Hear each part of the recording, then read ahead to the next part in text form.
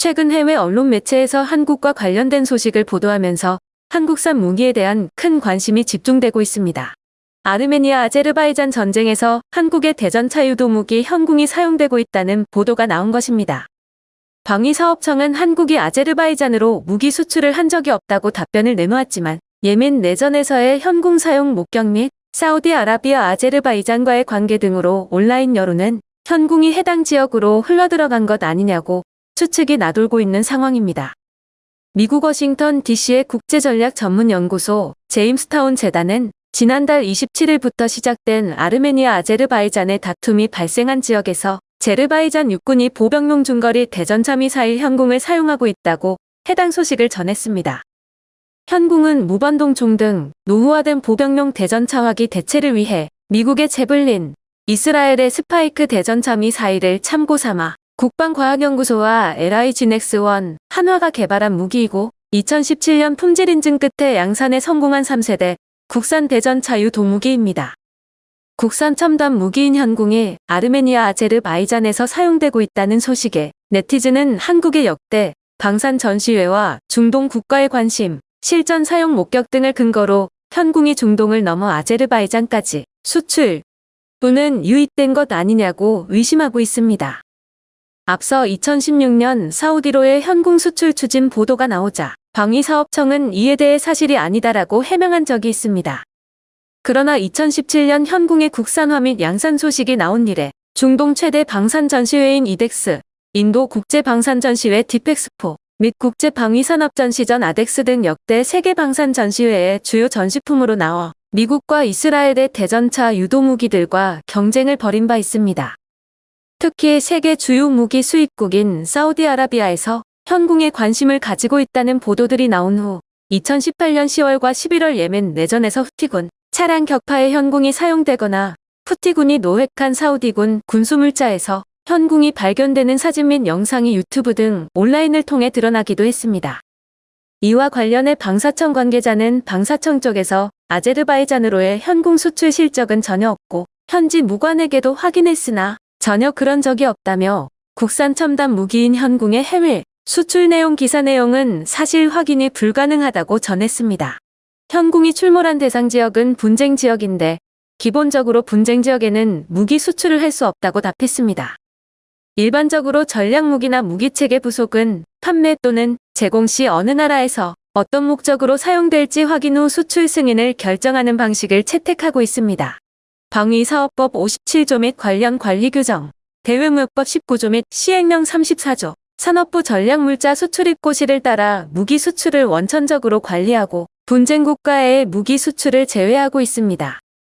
그렇다면 방위사업청이 수출을 한 적도 없는 국산 첨단 무기가 왜 이렇게 인기가 높은지 알아볼 필요가 있습니다. 현궁에는 첨단 무기답게 여러 특화 기술이 적용됐습니다.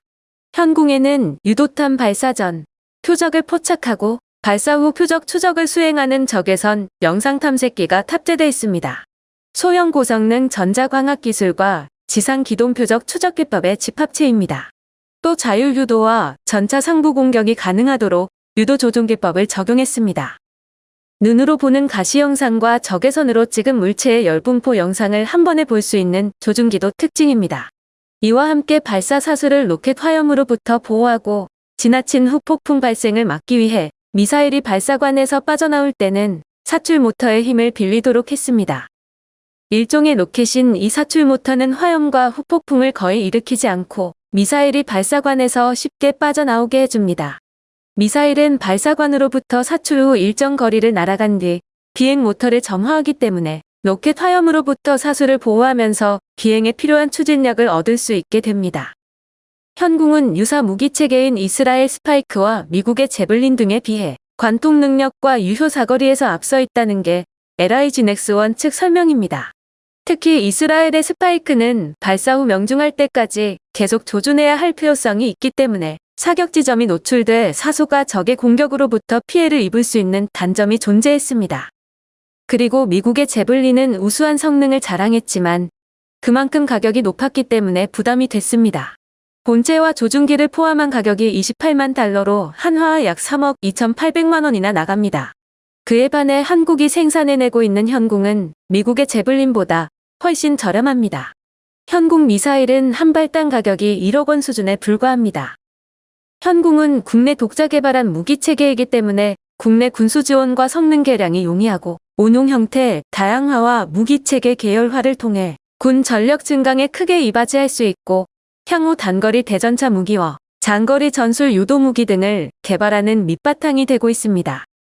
전쟁의 양상이 바뀌면서 분대나 소대급 부대에 지급되는 단거리 대전차 미사일이 공격해야 할 대상은 벙커, 건물, 지휘소 등 다양해졌습니다. 특히 현대전은 시가지 전투가 중심이기 때문에 대전차 미사일은 호폭풍 제어 기능이 필수 요소로 떠올랐습니다. 단거리 대전차 미사일을 발사하면 발사대 후면에서 강한 후폭풍이 뿜어져 나오는데 나무를 부러뜨릴 만큼 강력한 바람입니다. 전시 상황에 건물 안에서 대전차 미사일을 발사하기는 사실상 불가능에 가깝습니다. 건물 안에서 후폭풍이 발생하면 아군의 피해도 불가피해지기 때문입니다. 해외 군부대에서도 사용하는 대전차 미사일 중에 유명세를 떨치고 있습니다. 특히 후폭풍이 발생하지 않는 단거리 대전차 미사일로는 스웨덴의 칼 구스타프가 유일합니다. 1991년에 개발된 칼 구스타프를 미군 특수부대인 레인저 부대, 영국 공군 특수부대 등 50국이 넘는 국가에서 사용하고 있는 이유입니다. 한국산 무기가 해외에서 높은 인기를 얻고 있는 일은 어제 오늘 일이 아닙니다. 4년째 내전 중인 예멘에서 지난 6월 18일 후티군이 유튜브에 올린 영상을 들여다보면 알 수 있습니다. 군복을 차려입은 군인이 무기를 바닥에 잔뜩 펼쳐놓은 채 일일이 설명하며 자랑하고 있습니다. 군용 망원경과 무전기, 총탄과 그 틈에 30여 개 수류탄도 가지런히 나열돼 있습니다. 수많은 무기 중에서도 유독 눈길을 끌고 있는 수류탄에는 익숙한 글자가 눈에 들어옵니다. 세열 수류탄이라는 한글이 바로 나타납니다. 탄체는 작고 가볍지만 유효 반경이 10에서 15m에 이르는 한국산 무기입니다. 해당 수류탄은 예멘 정부군을 돕는 사우디아라비아군이 도망갔고 후티군이 사우디군의 무기를 습득하는 과정에서 유입된 것으로 보입니다. 이처럼 중동 지역 수출 내역이 있지만 이외의 지역에 무기를 수출한 적은 없다는 점은 명확하다고 관계자들은 설명하고 있습니다. 현재 대한민국 방산업계는 국내 최대 방위산업 전시회를 발판으로 세계 최대 무기 수입국 사우디아라비아 시장 개척에 속도를 올리고 있습니다. 특히 무인기 피격을 계기로 대공방어 체계 강화에 나선 사우디가 한국의 비호복합 등 대공무기에 관심을 보였습니다. 작년에 개최된 서울국제항공우주 및 방위산업 전시회에 사우디 방산 관계자들이 방문해 국산 무기 체계를 둘러보았습니다. 사우디가 매번 방위산업 전시회를 찾고 있지는 않지만 작년에 방문한 만큼 최근 한국산 무기 체계에 사우디의 관심이 높은 모습을 보여주고 있습니다. 사우디는 세계 최대 무기 수입국이지만 한국에는 아직 미개척 시장입니다. 사우디가 미국산 무기 구매에 치중하고 있기 때문입니다. 사우디는 지난 10년간 미국산 무기를 106억 3천만 달러, 한화 약 12조 6천억 원치 매입한 최대 수입국입니다. 사우디가 한국산 무기 체계에 관심을 돌린 까닭은 기술을 바탕으로 한 자주 국방 달성을 위해서입니다. 사우디는 무기 도입과 함께 해당 무기의 제조 기술도 전수받으려 하는데 그럴 만한 기술력을 갖춘 국가는 한국을 제외하면 찾기 힘들다고 판단했기 때문입니다. 이처럼 한국산 무기의 성능과 기술이 어느 정도로 인정받고 있는지 체감할 수 있을 정도입니다. 오늘 준비한 내용은 여기서 마치겠습니다. 도움이 되셨다면 구독과 좋아요와 많은 관심 부탁드립니다.